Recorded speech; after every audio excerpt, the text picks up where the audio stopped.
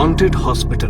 दिल्ली के एक सरकारी अस्पताल में विजय ने आज ही ज्वाइनिंग की थी। विजय एक MBBS डॉक्टर था जिसने मुंबई के गवर्नमेंट हॉस्पिटल से अपना ट्रांसफर दिल्ली करवा लिया था। विजय की अस्पताल में नाइट शिफ्ट थी। उसने सब वार्ड्स में जाकर मरीजों को चेक किया। रात के लगभग 11 बजे तक वो फ्री होकर अपने केबिन में आकर बैठ गया। तभी बाहर से उसे कुछ शोरगुल की आवाज आई। वो जल्दी से बाहर गया। सर, मैं आपसे कह रही हूँ ना कि अभी हॉस्पिटल में कोई भी रूम अवेलेबल नहीं है। हम इन्हें एडमिट नहीं कर सकते और वैसे भी इनकी कंडीशन इतनी ज्यादा सीरियस नहीं है, तो प्लीज आप इन्हें कहीं दूसरे अस्पताल में ले जाइए। अरे ये क्या तरीका है पेशेंट से बात करने का? और नीचे एक वार्ड खाली तो पड़ा है। जब मैं सुबह आया था तो मैंने देखा था उधर लॉक लगा था।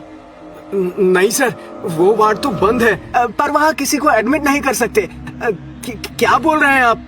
क्यों बंद क्यों है वो? और अगर इमरजेंसी है तो क्या प्रॉब्लम है पेशेंट को वहाँ शिफ्ट करने में? ये सरकारी अस्पताल है, ऐसे कैसे 4 मरीज को एडमिट करने से इनकार कर सकते हो तुम? हाँ ठीक ही तो कह रहे हैं वो। जब डॉक्टर को कोई प्रॉब्लम नहीं है तो आपको क्या प्रॉब्लम है? आजकल ये वार्ड बॉय खुद को अस्पताल का मालिक समझने लगे हैं। देखिए आप समझिए, उस वार्ड की चाबी नहीं है हमारे पास और उसमें अभी काम चल रहा है, तो किसी को शिफ्ट नहीं कर सकते। आपको कहा ना हमने कि किसी और अस्पताल में चले जाइए, क्यों अपना समय खराब कर रहे हैं? वार्ड बॉय ने जैसे तैसे करके उन्हें वहाँ से भेज दिया और बात को रफा दफा कर दिया। लेकिन ये बात विजय को हजम नहीं हुई। वो उनके जाने के बाद सीधा नीचे गया। नीचे वाले फ्लोर पर ऑफिस रूम में सभी वार्ड्स की चाबियां थी। विजय ने वार्ड नंबर 1 की चाबी निकाली और उसका ताला खोलने लगा। तभी वार्ड बॉय वहाँ पर आ गया और उसने विजय के हाथ से चाबी छीन ली।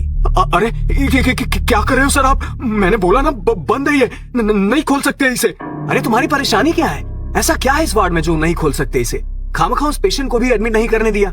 अभी चाबी दो मुझे उसकी। अरे सर, आप समझने की कोशिश क्यों नहीं कर रहे? ये वार्ड ठीक नहीं है। इसमें जो भी मरीज एडमिट हुआ उसके साथ कुछ न कुछ मनहूस घटना हुई है। क्या भला इस बात का क्या मतलब हुआ?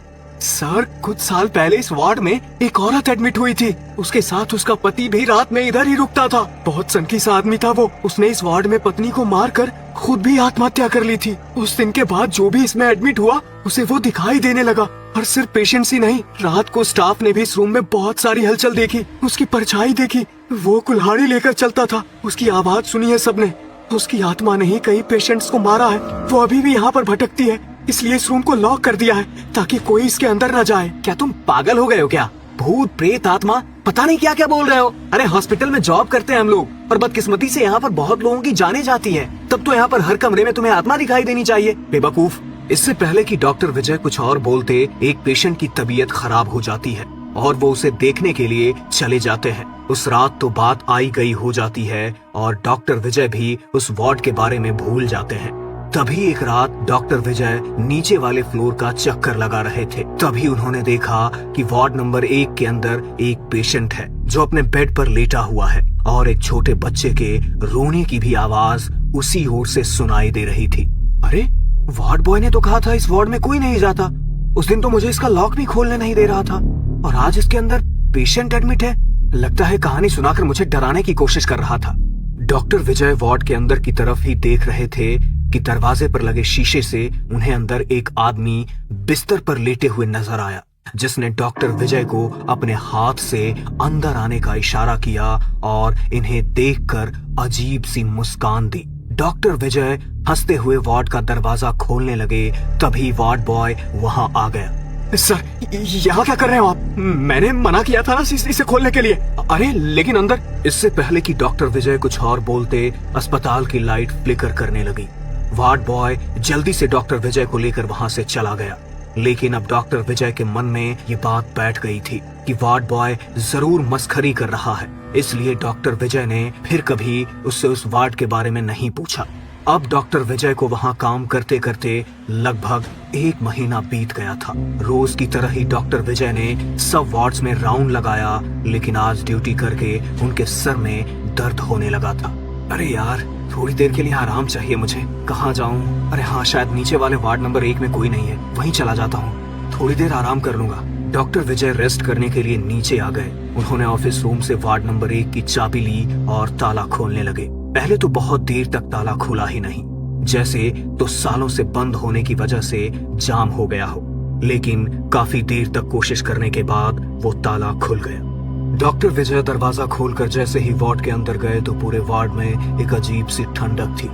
अरे यार, खामखा इस वार्ड को बंद रखते हैं ये लोग। कितनी अच्छी खासी ठंडक है यहाँ पर। इतना ठंडा तो हॉस्पिटल के बाकी कोई भी रूम में नहीं है। थोड़ी देर लेट ही जाता हूँ। डॉक्टर विजय अपना मोबाइल साइड टेबल पर रखकर आराम से लेट गए। तभी वार्ड का दरवाजा अपने आप बंद हो गया। उन्हें वहां लेटे हुए अभी कुछ मिनट ही बीते होंगे, तभी उन्हें वार्ड के बाथरूम से नल चलने की आवाज आई। अरे, ये पानी चलने की आवाज कहाँ से आ रही है? अभी तक तो सब कुछ बिल्कुल शांत था। डॉक्टर विजय उठकर बाथरूम की तरफ गए तो देखा कि नल चालू है। उन्होंने नल को बंद कर दिया और वापस आकर बिस्तर पर लेट गए कि तभी लगभग 2 मिनट बाद उन्हें फिर से पानी चलने की आवाज आई। अरे, अभी तो मैं नल बंद करके आया था, फिर से कैसे चल गया? डॉक्टर विजय फिर से उठकर बाथरूम में गए। नल चालू था। ये बात डॉक्टर विजय को कुछ अजीब सी लगी। उन्होंने फिर से नल को बंद किया। तभी उन्हें लगा कि वॉश बेसिन के ऊपर लगे शीशे में उन्हें अपने पीछे कोई खड़ा दिखा। उन्होंने जैसे ही दोबारा से शीशे में देखा तो किसी की परछाई अचानक उनके पीछे से गायब हो गई। डॉक्टर विजय तुरंत पीछे मुड़े। तभी उनके कानों में किसी की अजीब सी हंसी की आवाज पड़ी। जैसे ही वो बाहर आने को पलटे, बाथरूम के फर्श पर उन्हें खून बिखरा दिखाई दिया और पास ही में खून से सनी कुल्हाड़ी भी रखी हुई नजर आ रही थी। विजय घबराकर जल्दी से बाथरूम से बाहर आ गए। उन्होंने बाथरूम के दरवाजे को बाहर से लॉक कर दिया और वापस से बिस्तर पर आकर लेट गए। लेकिन तभी उन्होंने देखा कि बाथरूम के दरवाजे पर लगा लॉक अपने आप खुल रहा है। ये सब क्या हो रहा है?